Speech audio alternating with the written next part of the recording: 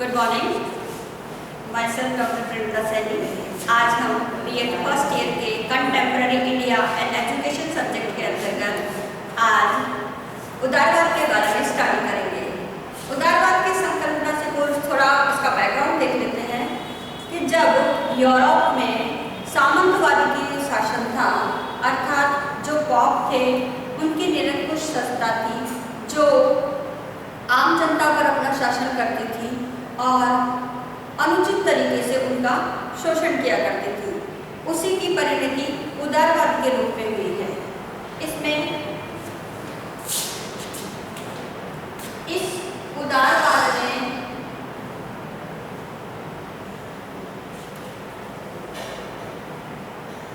सामंतवाद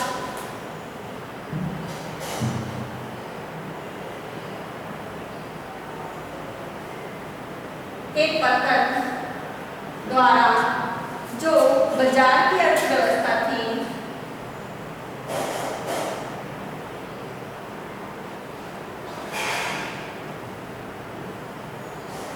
इस अर्थव्यवस्था को एक मोड़ दिया।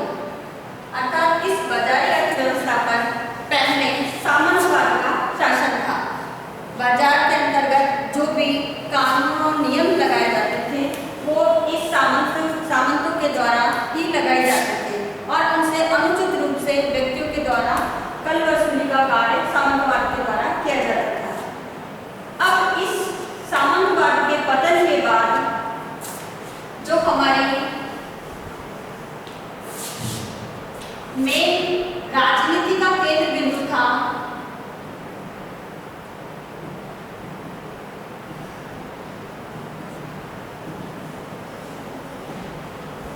सामंतवाद से पहले, जब सामंतवादी शासन था, उस सामंतवादी शासन में व्यक्ति राजनीति का केंद्र बिंदु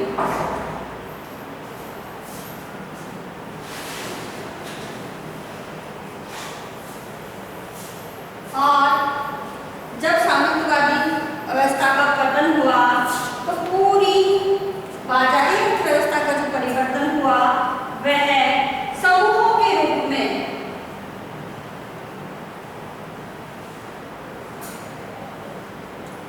बहुलवाद पर आधारित हो गया। यानी अब बाजार पर बहुल यानी बहुत सारे जो सामाजिक समूह थे उनका शासन हुआ। दूसरी जो परिवर्तन आया उसमें पहले मुक्त बाजार व्यवस्था पर केवल राज्य द्वारा हस्तक्षेप की नीति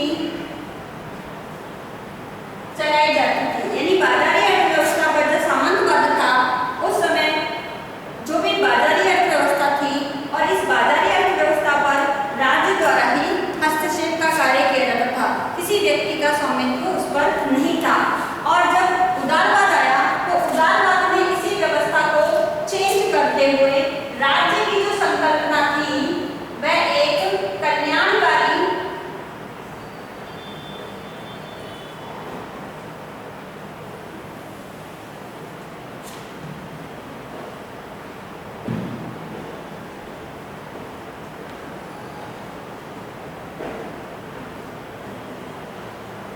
संकल्पना में राज्य को परिणत कर दिया। अर्थात जब व्यक्ति के समूह का शासन सामंतवाद के पतन के बाद बाजारी अर्थव्यवस्था पर समूह का शासन हुआ और उस बहुलवादी व्यवस्था ने राज्य की जो एक व्यवस्था है उसे एक कल्याणकारी राज्य के रूप में आरोपित किया। तो ये सारे मेन बिंदु व्यवहारवाद के संबंध में उदित हुए।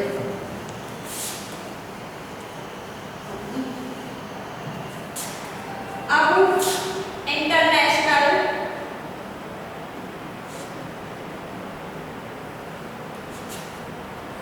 एनसाइक्लोपीडिया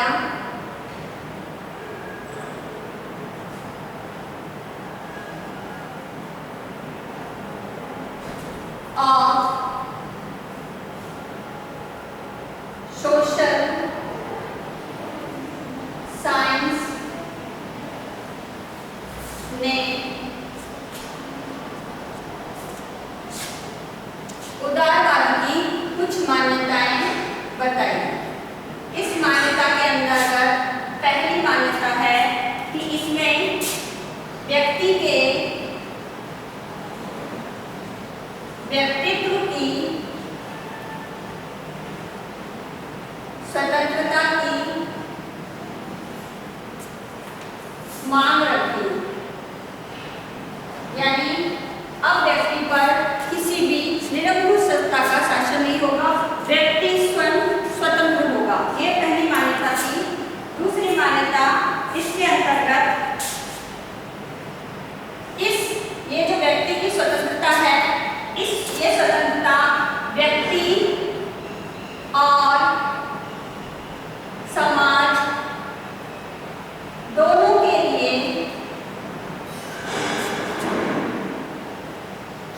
आवश्यक है।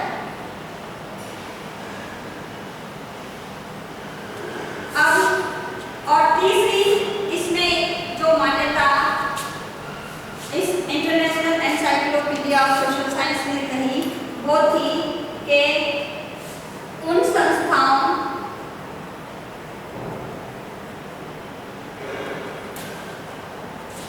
और नीतियों बारे, जो भी नीतियां इस उदारवाद के अंतर्गत बनाई गई, वो नीतियां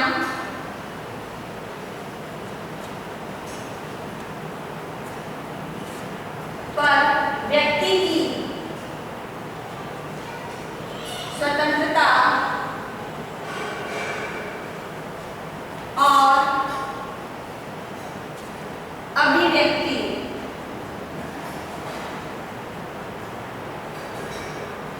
को ज्यादा महत्व दिया गया। यानी जितनी भी इस उदारवादी व्यवस्था के अंतर्गत जो नीतियां संस्थाओं द्वारा या जो राज्य की प्रशासनिक सरकार है उसके द्वारा बनाई गई, उन नीतियों में व्यक्ति की स्वतंत्रता और अभिव्यक्ति को ज्यादा महत्व दिया गया।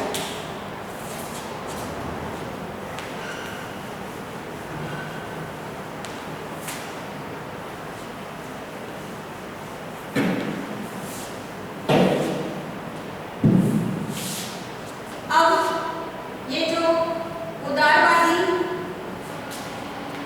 चिंतन और व्यवहार पर दो सब्जेक्ट थे, उन दो विषयों पर ज्यादा महत्व दिया गया। पहला तो यही था कि इसमें जो निरंकुश सत्ता थी वह जमींदारों से निकल करके व्यक्तियों के हाथों में आ गई।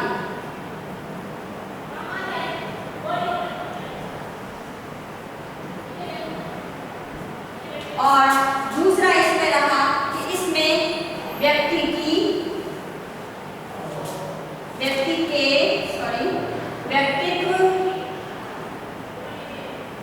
की स्वतंत्रता तथा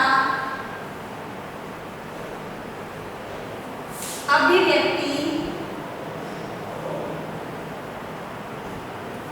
की मांग पर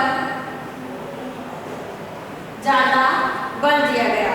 तो उदारवाद के अंदर बेसिकली ये दो जो इसकी थिंकिंग है, जो प्रैक्टिकल रूप में हमारे बिहेवियर में आती है, इनमें इन दो बातों पर ही ज्यादा फोकस किया गया। यही दो सब्जेक्ट थे जिसमें पॉप की निरंकुश सत्ता, जो प्रशासनिक वर्ग है या जो सामंती वर्ग है, उनसे निकल करके व्यक्तियों के हाथों में आ गई, और दूसरा व्यक्ति के व्यक्तित्व की अभिव्यक्ति और उसकी स्वतंत्रता की मांग पर ज्यादा बल दिया गया। इस प्रकार हम अब ये बेसिकली पूरी थीम थी उदारवाद के जन्म के लिए आवश्यक कि उदारवाद किस प्रकार से अस्तित्व में आया। अब उदारवाद है क्या? तो उदारवाद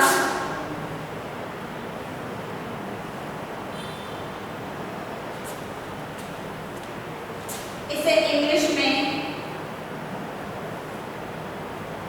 लिबरलिज्म कहते हैं।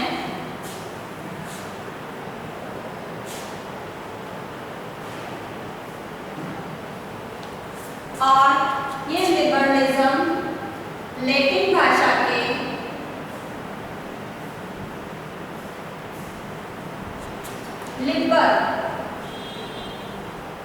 लिबर शब्द से बना है और इसका अर्थ है स्वतंत्रता। लेकिन इसे और कई अर्थों में भी जान सकते हैं, जिसमें हम इस अर्थ को सहृदय, उदार, शालीन, सभ्य और सुसंस्कृत, इन शब्दों के अर्थ में भी हम उदारवाद को ले सकते हैं। लेकिन उदारवाद का अर्थ प्राय ऐसे व्यक्ति और सिद्धांतों से है जो अपनी स्वतंत्रता की मांग ज्यादा करता है। इसके जो जनक है उदारवाद के, वह 17वीं शताब्दी में जॉन लॉक, इन्होंने ही सबसे पहले उदारवाद को अपने अस्तित्व में लाया और अपने जो उदारवादी सिद्धांतों और स्पेशली राजनीति के क्षेत्र में राजनीतिक चिंतन के रूप में जॉन लॉक ने उदारवाद को एक संबंध में अपने सिद्धांतों का उल्लेख किया। और इसको सबसे जो बड़ा श्रेय है वो 1688 ईस्वी में ज्यादा बल तब मिला जब इंग्लैंड में औद्योगिक क्रांति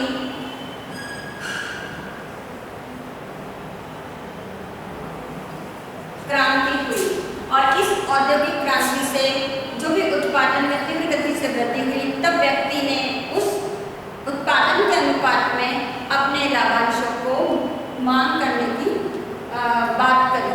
तो इससे इस उदारवादी विचारधारा को ज्यादा बल मिला।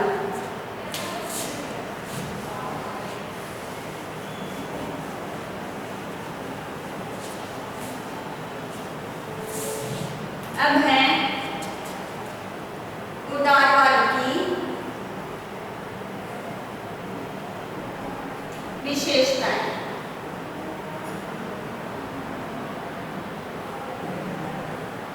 चूंकि उदारवाद का जन्म ही सामंती वर्ग की प्रशासनिक व्यवस्था के अंत से हुआ, तो निश्चित है इसकी पहली विशेषता ही यह है कि इसमें जो निरंकुश सत्ता है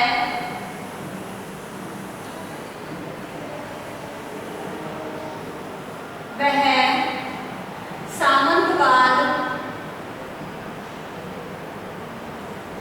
के हाथों से निकलकर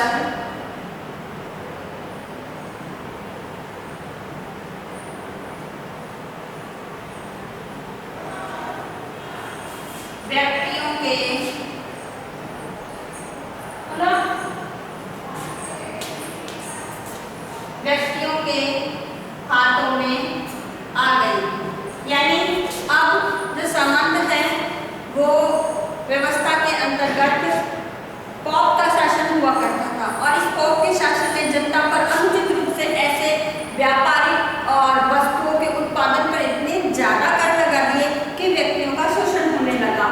और इस निरंकुश सत्ता के विरोध से जब सामंतवाद का पतन हुआ तो पूरी प्रशासनिक सत्ता सामंतवाद से निकल करके व्यक्तियों के हाथों में आ गई। दूसरा, इसमें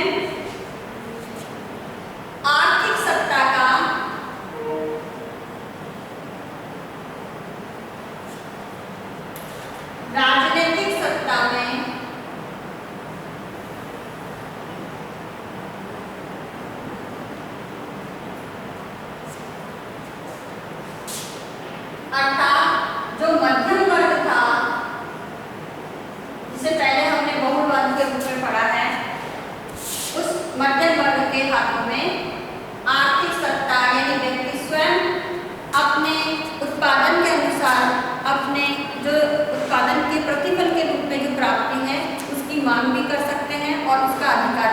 उन्हें है। तो आर्थिक सत्ता भी राजनीतिक सत्ता यानी मध्यम वर्ग के हाथों में चली गई, क्योंकि बेसिकली उदारवाद का अस्तित्व में आया ही बाजारी अर्थव्यवस्था के रूप में ही आया है। और तीसरी इसमें है, यह है उदारवादी विचारधारा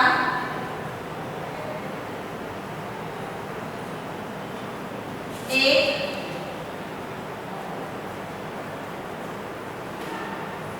आदर्शवादी विचारधारा है,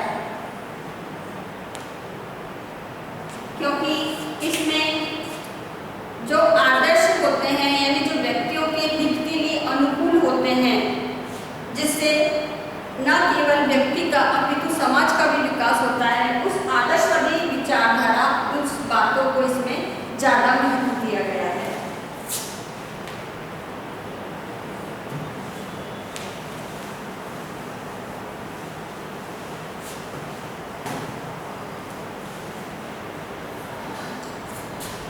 नेक्स्ट पॉइंट है, इसमें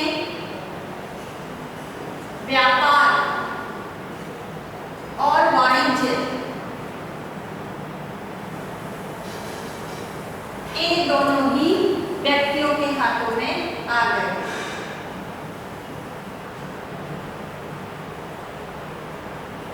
अर्थात व्यक्तियों के हाथों से मतलब है मध्यम वर्ग के हाथों में।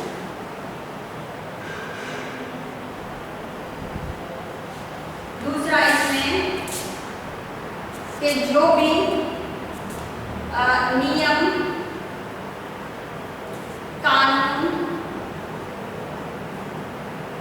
या जो भी राज्य व्यवस्था है, उसके क्षेत्रों को सीमित कर दिया गया है। यानी राज्य के जो क्षेत्र हैं जिसके द्वारा वह कानून या नियम बनाती है, उन क्षेत्रों को सीमित कर दिया गया ताकि वह व्यक्ति के क्षेत्रों में व्यक्ति की अभिव्यक्ति को लेकर के, व्यक्ति की स्वतंत्रता को लेकर के ज्यादा उसमें हस्तक्षेप ना कर सके। इसके पश्चात व्यक्ति ही इसमें समाज का केंद्र बिंदु बन गया, क्योंकि सारी व्यवस्था व्यक्तियों के हित को ध्यान में रख के ही की जाने लगी, तो व्यक्ति ही समाज का केंद्र बिंदु बन गया। नेक्स्ट इसमें ये माना गया कि ये जो व्यक्ति है वो व्यक्ति विवेकवान होता है, यानी वह स्वयं अपने हितों को ध्यान में रखते हुए अपने विवेक के आधार पर निर्णय ले सकता है। मेन बात थी निर्णय लेने की, तो निर्णय ले सकता है और अपने हितों का ध्यान रख सकता है। तो ये बातें मुख्य रूप से उदारवाद की विशेषता है।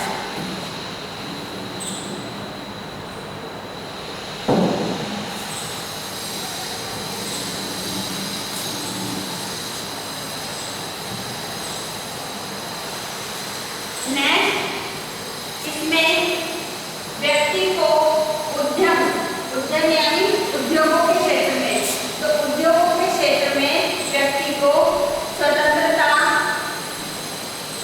प्रदान की गई कि व्यक्ति अपनी आवश्यकताओं की पूर्ति के लिए किसी भी उद्यम या किसी भी उद्योग को करके अपनी आजीविका की प्राप्ति कर सकता है और अपने परिवार का भरण पोषण कर सकता है। नेक्स्ट इसमें है और उद्यम से रिलेटेड ही किसी भी प्रकार का लेन देन या व्यापार अपने हितों के अनुरूप अपनी आवश्यक शर्तों के आधार पर वह किसी भी व्यक्ति से व्यापारिक संबंध भी स्थापित कर सकता है, जिससे वे वस्तुओं का लेन देन कर सके। और इसमें व्यक्ति को निजी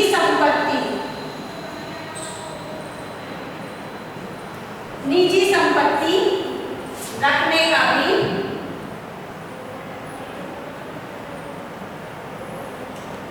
अधिकार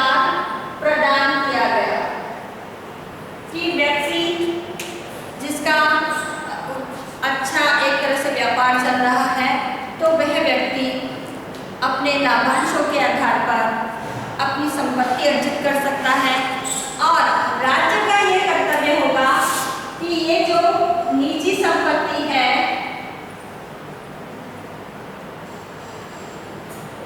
इस निजी संपत्ति के लिए वह ऐसे कार्य करे जिससे इस निजी संपत्ति के उपभोग में किसी भी प्रकार की बाधा या हस्तक्षेप ना व्यक्ति को कोई करे, यानी व्यक्ति स्वतंत्रता पूर्वक अपनी इस निजी संपत्ति का उपभोग कर सकता है। राज्य केवल ऐसे ही इस बात का ध्यान रखे, या राज्य का यह कर्तव्य है कि वह व्यक्ति अपनी इस निजी संपत्ति का जब उपभोग करता है तो उस उपभोग में किसी अन्य व्यक्ति द्वारा या किसी अन्य संस्था या राज्य के अनुचित कानूनों द्वारा किसी भी प्रकार की बाधा उस निजी संपत्ति के उपयोग करते समय नहीं आनी चाहिए। अब इसके पश्चात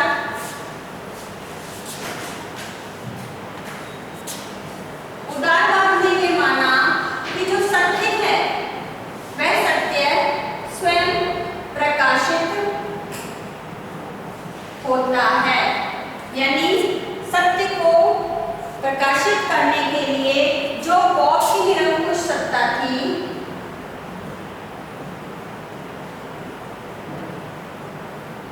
पहले ये माना जाता था कि ईश्वर के बारे में या सत्य के बारे में, उसके बारे में जो पॉप द्वारा या सामंतवादी व्यक्तियों द्वारा जो कह दिया गया है वही सत्य है। लेकिन जब उदारवाद अस्तित्व में आया तो उन्होंने कहा कि सत्य स्वयं प्रकाशित होता है, उसे किसी मीडिएटर की आवश्यकता नहीं होती, और इसके लिए व्यक्ति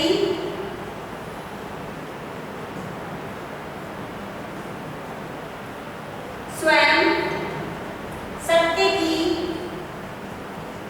खोज कर सकता है।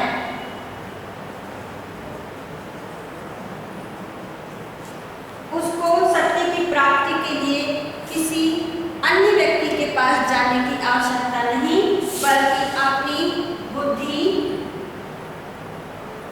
और विवेक के आधार पर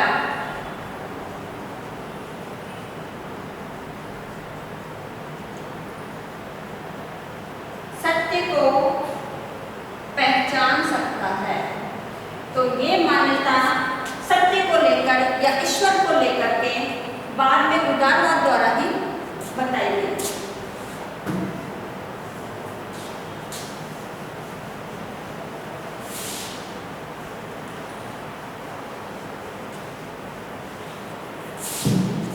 इस प्रकार इस सत्य को जानने या पहचानने के लिए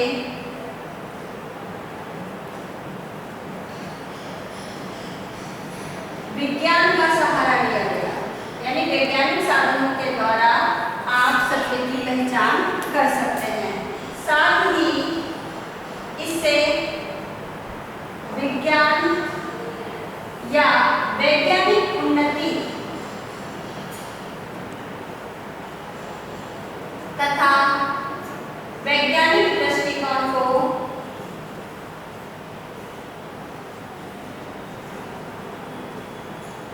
ज्यादा बल मिला, और इसमें आगे जाकर उद्योगों के क्षेत्र में जितने भी विज्ञान की उन्नति के बाद तकनीकी संसाधन है जो उत्पादन की वृद्धि में ज्यादा सहायक है, उनके विकास पर बल दिया, और इसी का परिणाम इंग्लैंड में औद्योगिक क्रांति है।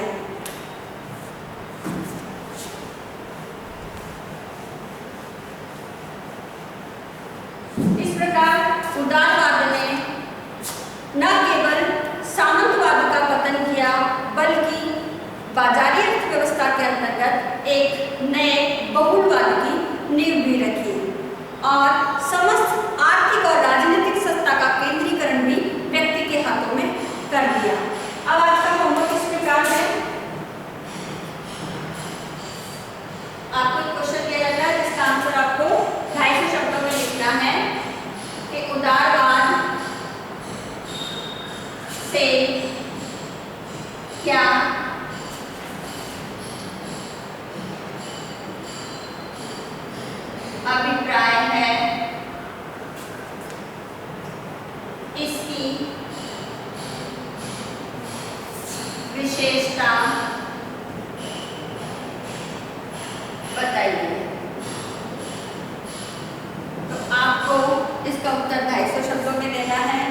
इसके साथ ही एक टास्क और भी है कि जब आप कॉलेज आएंगे अपने साथ 5 मार्क्स बना करके लेके जाएं, ताकि किसी भी ज़रूरत व्यक्ति को हम दे सकें, स्कूलों में भी डोनेट कर सकें या किसी सरकारी हॉस्पिटल्स है उनमें भी उनको पहुंचा सकें।